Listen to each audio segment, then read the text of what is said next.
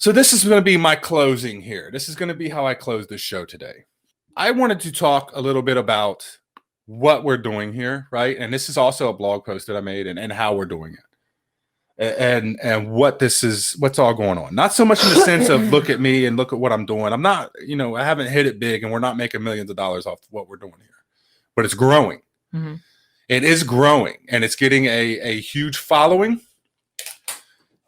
Post reaches are up 1,000% today. Post engagements, our page likes are up. Our cards are getting out there. Our website is up and it's going to be up better this weekend. I believe we will have an order in for t-shirts by Friday. I'm hoping, if not over the weekend, we'll have an order in for our t-shirts. We're making big moves. So the point I'm trying to make is this. We all have something we want to do. There's not a single person out there. And this is what brought this up to me as a lady wants me to speak to a youth church group. And to be honest with you, I'm super excited to do so. I can't wait to stand up on the stage and speak to kids because they're young and they have a whole lives ahead of them. They can do anything. Too often in this life, we think that we must just go to work, pay our taxes, go home, watch some TV, hang out with the kids, go to bed, do it again the next day. Most of us don't like what we do. I do. I'm glad I have a job I enjoy, but most of us don't really like what we do. And every single one of us have something we want to do more, right?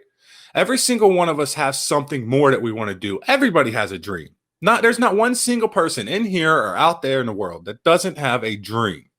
I would encourage you to stop coming up with excuses. Stop coming up for reasons why you're not doing it. Stop coming up with ideas on why it's too hard or ideas why it can't work or being nervous about taking the leap of faith. And I would encourage you to just do it. Just do it. There's a million reasons why you can't do something. But really, the only reason you can't, the only thing holding you back is not those million excuses that you come up with. It's just you. You're the one holding yourself back. And I'm not trying to be pandering here. And again, I'm not saying, look at me, look at me. I'm not saying that because we're by no means there. But we are pursuing what we're doing. PJ is an excellent example, right? And if PJ's still in here, I'm about to talk about PJ for a minute. I'm sure PJ was just subcontracting before he started his own business, Pools by Paul. He was just going through the process. I used to subcontract. Used to make money and think, man, I'm happy, making money, whatever. But I wasn't really happy because I wasn't pursuing my dream. Now, maybe PJ's dream wasn't to have a pool building business or a pool, to do what he's doing. Maybe it was just simply to have his own business. So he went out. He pursued it. He worked hard for it. He works hard for it every single day. It's not easy. It's never going to be easy. You're going to fail. You're going to fall short. You're going to have shortcomings. You're going to be frustrated. You're going to have to work hard. You're going to have to work long. You're going to have sleepless nights. You're going to have to take risks. But in the end, you will be successful to a degree. PJ's business is extremely successful. He's booked for years. I think he's booked for the next decade. Okay? Like the guy has work until he's 50. And he said it took him 18 years to pull the trigger. For me, it took me till I was 35 to have my eyes open and realize that this was America and I could do it. I lived 34 years of my life thinking I can't because I was born without a father, because I was born poor, because I wasn't born in a situation. I spent 34 years angry at the top 1% that made billions of dollars. I spent 34 years mad as hell when somebody drove down the street in a Mercedes Benz. I spent 34 years so unbelievably jealous of people who lived in $1 million homes. And then one day, I had my eyes opened up and I realized that person that's driving that Mercedes, that person that's living in that $1 million home, worked his ass off to get there. Maybe he might have had a head start. Maybe his parents had the money to send him through college. Maybe he did have a little bit of leg up on you. But you don't know, and maybe he didn't. And I guarantee you, he works from 4 o'clock in the morning. He wakes up at 4 a.m. every day. He starts at 5, 6, whatever. And he works until 8 o'clock at night because obtaining that amount of success is not easy. I guarantee you that person went to school and had long, long days where not only he had to go to school, but he had to work to pay some of his food and for his college, for whatever. I'm sure that he had to pay off the $150,000 student debt. I'm sure that he had to go through a lot, not just in high school, but in college. Whoever's living in that $1 million home, stop looking at them in jealousy and start saying, that's what I'm going to do. I'm going to do that. One day I'm going to live there. I am bound and determined, okay, to make what I'm doing now a success. And let me tell you, I have never felt more positive about something in my day-to-day life than now. I've never have felt more better. And there's people out there, and it makes me sad, people that are extremely close to me, and you'll find this. People who are closest to you don't support you. Yeah, I have people that don't even ask me about it. There's people out there that won't support you, the people closest to you. There's people out there that think what you're doing is foolish. There's people out there that think what you're doing is a waste of time. And there's two reasons for that. Reason number one is because they are jealous of what you're doing, because they're jealous of your success, because they're jealous of you actually making something of yourself. Number two, they're ashamed of themselves for not doing those things. If you have somebody that doesn't like what you're doing, or is aggravated, or doesn't support you, or doesn't push you, or doesn't think that you're doing what you need to be doing, or it's all just a game and it's foolish, then they're probably not doing nothing themselves. And they're mad that you are. Okay? And again, not pandering, and I'm not looking for any gratitude or looking to be, posted up on a pedestal.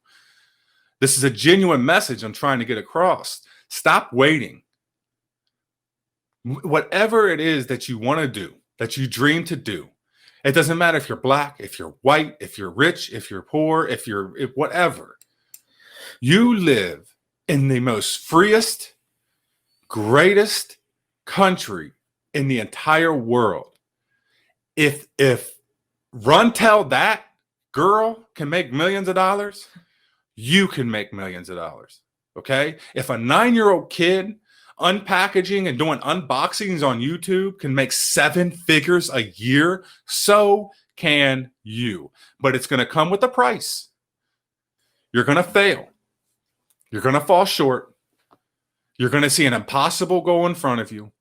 You're going to think there's no way I can reach it. There's no way I can hit it. You're going to have people that don't support you. You're going to have people that look down on you. You're going to have people that make fun of you. You're going to have all kinds of bad things happen along the way. The risk, the amount of money that's involved, the amount of things that you need to do, it's all very daunting, and it weighs heavily on you, and it'll make you quit like that. But you have to push through those moments. You have to recognize failure is your best friend. And I've said this on videos. I deleted all the motivational videos, but failure is your best friend. Because every time you fail, you learn something. Yesterday, I played sound bites. I went back and listened to my show. Couldn't hear them. Failure. I was frustrated. Damn it, I can't hear my sound bites. So you know what I did last night? And I work on this stuff, and I'm not kidding you. I think I work about 15, 16 hours a day, either writing or putting together sound bites or putting together segments or putting whatever. Reading, documentaries. I mean, that's all work. Not to mention my regular job plus this. I work about 15, 16 hours a day on this stuff. So last night I go in after failing to put together good sound bites, and I amplify all my stuff. All of it. Because I was listening, it was way too quiet. My speech is louder, right? But my sound bites are quiet. There were some sound bites you couldn't hear at all. So after those failures, after that failure yesterday, and believe me, there's been a long list of failures. You see me doing this stuff. I was getting frustrated. I was ready to snap a laptop in half. Like I was ready to freak out. I was like, oh my God, I can't do this. I quit. Like it's done. But I kept pushing. Last night's a good example. So I went through and I learned from that failure. I learned from it because failure in a part is just the biggest part of it. It's just as big to your success as anything else, if not the biggest thing. Failure is right there. Success number 1, failure number 2. Because you learn from those shortcomings. You learn from those moments that make you come up short. You learn from all those things. You say, this is what I did wrong.